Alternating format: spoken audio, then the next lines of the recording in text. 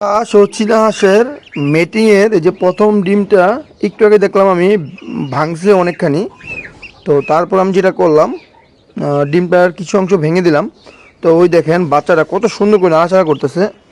তো ঠোঁটটা দেখে আমি এখনও বলতে পারতেছি না যে বাচ্চা কীরকম, কারণ ওই যে ভিতরে দেখা যাচ্ছে যে হালকা ব্লাড আছে। তো ওই দেখেন বাচ্চারা হয়তো আওয়াজ আপনার শুনতে পারতেছেন মনে হয়, ওই দেখেন বাচ্চারা চেঁচে করতেছে ভিতরে।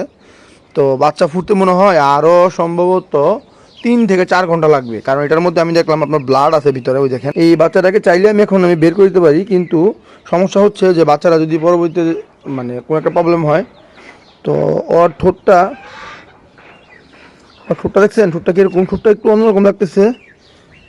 তবে আমার কেন জানি মনে হইতেছে যে বাচ্চা হয়তো ক্রোজ বাচ্চা হয়েছে, কারণ ওর ঠোঁটটা একটু ভিন্ন ভিন্ন মনে হইতেছে। দেখেন ঠোঁটটা দেখছেন, এই যে বাচ্চা ভিতরে নাড়াচাড়া করতেছে কত সুন্দর করে। যে আর এই যে বাদ বাকি যে ডিমগুলো না, এগুলো ওইখানে আছে।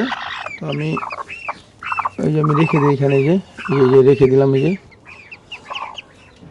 তারপর আপনার এই যে দেখেন এই যে, তো সবগুলো ডিম মনে হচ্ছে একসাথে ফুটবে। দেখছেন এই যে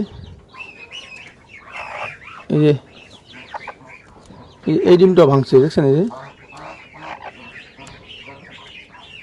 তো আমরা আর 1-2 ঘন্টা অপেক্ষা করি। তো তারপর দেখি বাচ্চাগুলো কীরকম হয়। যেমন এই যে এই বাচ্চা তো দেখছেন। আচ্ছা, বাচ্চা কিন্তু একটা জিনিস খেয়াল করছেন, বাচ্চা কিন্তু মানে কণ্ঠটা একটু ভিন্ন, কিন্তু এই সবগুলো ডিম ফুটা হয়েছে, সবগুলো ডিম দেখেন, সবগুলো ডিম ফুটা হয়েছে। হয়তো বা মনে হয় আর 2 ঘন্টার মধ্যে সবগুলো ডিম ফুটে যাবে।